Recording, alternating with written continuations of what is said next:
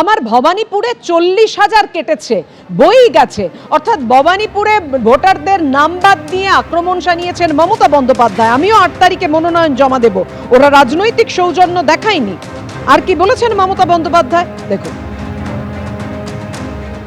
ভবানীপুরে 40,000 কেটেছে, বই গেছে আমার, আমিও 8 তারিখে মনোনয়ন জমা দেব, ওরা রাজনৈতিক সৌজন্য দেখায়নি। ওরা 500 টাকা করে দিয়ে লোক নিয়ে এসেছিল, ভবানীপুরে মাত্র 16 জন ছিল, বাদ বাকি কাঁথি পটাশপুর থেকে নিয়ে গেছে। তোমার আমও যাবে, তোমাদের ছালাও যাবে, আক্রমণ শানালেন মমতা বন্দ্যোপাধ্যায়।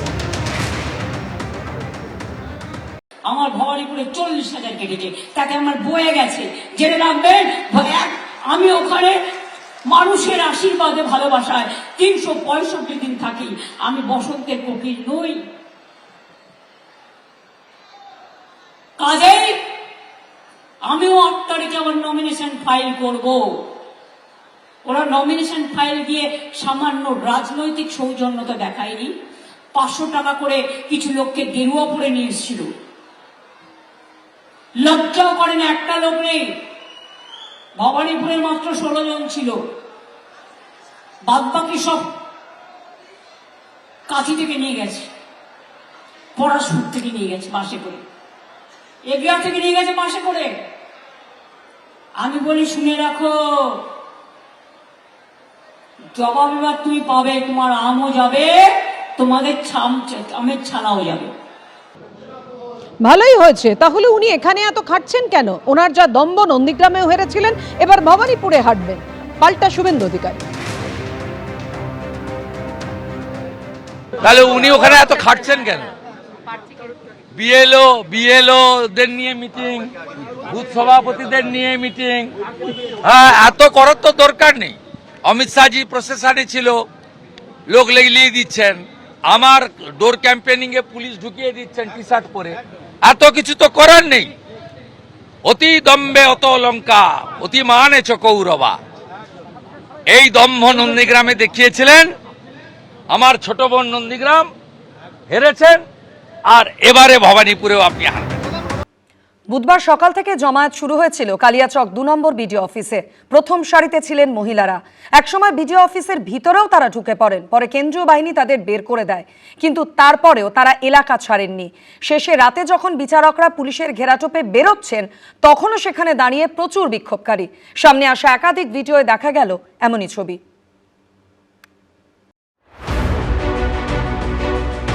বুধবার গভীর রাতে কালিয়াচক 2 নম্বর বিডিও অফিস থেকে বেরোনোর পর এমনই ভয়ঙ্কর অভিজ্ঞতার সাক্ষী হতে হয়েছে 3 মহিলা সহ 7 জন জুডিশিয়াল অফিসারকে। High court take care of my children, take care of my children if something happens to me.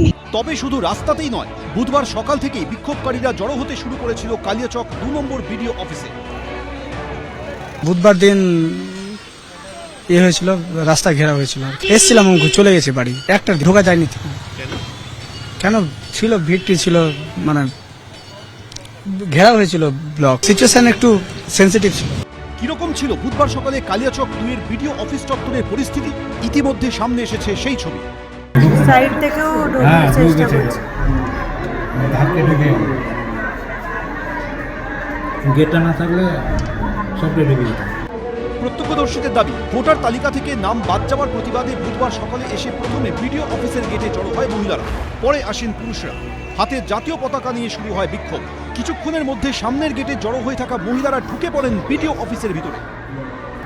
মহিলাগুলো এখনো ভেতরে, ওরা তো ভেতরে এসে তখন ঢুকেছে ম্যাডাম, তারপর আর বেরাবে কি করে? গেট তো খুলতে পারেনি, গেট খুললে তো মুশকিল আছে। এই যে এবার গেট খুলে বার করে দিবে, ওই তো খুলছে, লাঠি চার্জ করেছে, তারপর হ্যাঁ লাঠি চার্জ করলো না, ওই তো বের করছে। আরে পরিস্থিতি কন্ট্রোলের বাইরে চলে গেছিল।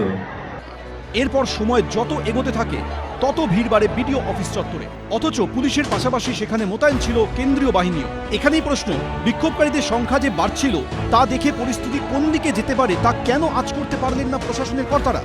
সিআরপিএফরা 2-3বার এসে ভিডিও স্যারের কাছে ভিডিও করে এসে বলেছে, ভিডিও স্যার ওদের একজন নেতাকে ডাকলো, যে দাড়িওয়ালা একজন এসেছিল কম বয়সে, বলছে যে দেখো এরা কিন্তু বাইরের ফোর্স, তো এরা 2-3বার আমাদেরকে বলতে আসলো, কিন্তু পরিস্থিতি কন্ট্রোলের বাইরে চলে গেলে কিন্তু কাউকে ছাড়বে না তখন। এভাবেই দিন গড়িয়ে বিকেল, বিকেল গড়িয়ে রাত হয়ে যায়, কিন্তু তখনও বিডিও অফিসের বাইরে ছিল প্রচুর মানুষের জমায়েত। শেষে কলকাতা হাইকোর্টে প্রধান বিচারপতি নির্দেশ দেওয়ার পর পুলিশ সুপার বাহিনী নিয়ে যান। এরপর মালদার পুলিশ সুপারের নেতৃত্বে ঘটনাস্থলে পৌঁছয় আরও কেন্দ্রীয় বাহিনী ও পুলিশ। কিন্তু তখনও গেটের বাইরে অসংখ্য বিক্ষোভকারী বিক্ষোভ দেখাচ্ছেন। ফলে অভিযোগ, গাড়িতে উঠেও দীর্ঘক্ষণ বসে থাকতে হয় বিচারকদের। ওই তো এসপি এসছে, এটা পাইলট, এটা এসকর্ট মনে হচ্ছে। দুই দিকে লাইন করেছে। বাইরে বিএসএফ আছে, বাইরে বিএসএফ আছে। মানে এই রুটটা পুরোটাই ম্যাডাম বিএসএফ আছে। বেআইনি জমায়েত এখানে করা যাবে না। এরা সরকারের কাজে এসছে। আপনাদের যা কিছু বক্তব্য সরকারিভাবে শোনা হবে, আইনের মাধ্যমে শোনা হবে, বিচারের মাধ্যমে শোনা হবে। সুপ্রিম কোর্টের এটাই অর্ডার, এটা মাইকিংয়ের মাধ্যমে বলা দরকার ছিল। এটা নাম্বার ওয়ান, কিন্তু সেটা হয়নি, সিদ্ধান্তহীনতায় ভুগেছে। বিশেষজ্ঞদের মতে এই ধরনের পরিস্থিতিতে প্রথমে বিক্ষোভকারীদের হটিয়ে দিয়ে যাতায়াতের রাস্তা ফাঁকা করে দেওয়ার কথা পুলিশের, তারপরে আটকে পড়াদের উদ্ধার করে বাইরে নিয়ে যাওয়া উচিত। কিন্তু অভিযোগ, বাইরে যখন শয়ে শয়ে বিক্ষোভকারী বিক্ষোভ দেখাচ্ছে, তার মধ্যে দিয়েই কোনো ক্রমে কর্ডন করে বের করা হয় বিচারকদের, যার জেরে যথেষ্ট আতঙ্কিত ছিলেন সকলে। ভয় আর উৎকণ্ঠা ছড়ে পড়েছে সামনে আসা ভিডিওয়। ম্যাডাম যদি ঢিল ছড়ে না, তাহলে মাথাটা নামিয়ে নেবেন, এই দিকটা নিচে না, একদম নামিয়ে নেবেন। হ্যাঁ আচ্ছা, ব্যাগটা পেছনে দিয়ে দে। আমার তোর সবই একদম কাজের খুব পাশে থাকার দরকার। না, ব্যাগটা সাইডে রাখতে পারলে গার্ড হবে। আচ্ছা আচ্ছা আচ্ছা, ব্যাগটা বিশ্বাস নাই তো ঢিল ছুটতে পারে। ঠিক আছে। কোনো ক্রমে বিডিও অফিস থেকে বেরোনোর পরেও বিচারকদের রেহাই মেলেনি বলে অভিযোগ। কিছুক্ষণের মধ্যেই গাড়ির উপরে হামলা হয়। ছুড়েছে না? লেগেছে? কিছু লেগেছে? না না না, লাগেনি, বডিতে লেগেছে। নিশ্চিত নিরাপত্তার মধ্যে বেষ্টনী দেওয়া দরকার ছিল, সেন্ট্রাল ফোর্স দরকার ছিল। মালদা ডিস্ট্রিক্টের যে কমান্ডো বাহিনী স্যাপ, তাদেরকে নিয়ে আসা দরকার ছিল। র্যাব দরকার ছিল। 4-5টা গাড়ির দরকার ছিল। অর্থাৎ আমি যে বিচারকদেরকে ওখান থেকে বার করব, সাইমেন্টেনিয়াস 2টো রুট আমাকে বেছে রাখতে হবে, যেখান থেকে বার করব। বুধবারের ঘটনায় শুরু থেকেই প্রশ্নের মুখে পড়েছে পুলিশের ভূমিকা। এখন এ নিয়ে সোমবার সুপ্রিম কোর্টে এনআইএ কি রিপোর্ট জমা দেয়, নজর এখন সেদিকেই। ময়ূর ঠাকুর চক্রবর্তী, সৌমিত্র রায়, এবিপি আনন্দ। এবার জলপাইগুড়ির খবর আপনাদের সামনে রাখবো। জলপাইগুড়িতে অমৃত ভারত প্রকল্পের কাজে তোলা চেয়ে হামলার অভিযোগ সামনে এসেছে। তোলা না দেওয়ায় রেলের নির্মাণ কর্মীদের মারধর করা হয়েছে, এমনই অভিযোগ। আহত 7 জন রেলের নির্মাণ কর্মী। আতঙ্কে কাজ বন্ধ করে দিয়েছেন শ্রমিকরা। তৃণমূলের বিরুদ্ধেই হামলার অভিযোগ, দাবি রেলের। স্টেশনে তৃণমূল শ্রমিক সংগঠনের অবৈধ পার্টি অফিস গুড়িয়ে দেয় জেসিবি। হামলার অভিযোগে 7 জনের নামে অভিযোগ দায়ের হয়েছে, পলাতক অভিযুক্তরা।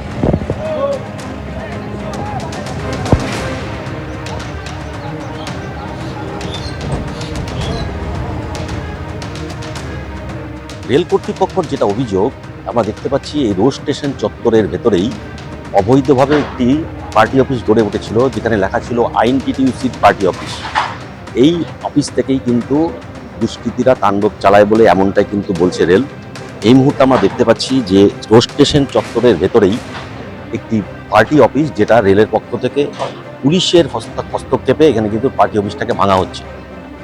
এই মুহূর্তে এখানে প্রচুর রেল পুলিশ আমরা দেখতে পাচ্ছি, এবং দীর্ঘদিন থেকেই কিন্তু এই অফিস কিন্তু তাদেরকে সরাতে বলা হয়েছিল, তারা কোনো কর্ণপাত করেনি।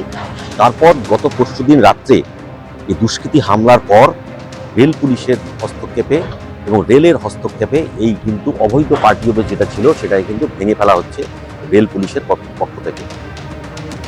ক্যামেরা রাজদীপ মন্ডলের সাথে রাজা Chattopadhyay, ABP Ananda, Jalpaiguri.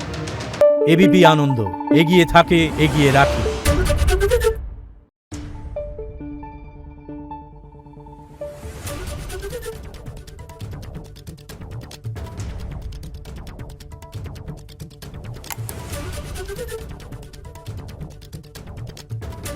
Thank you.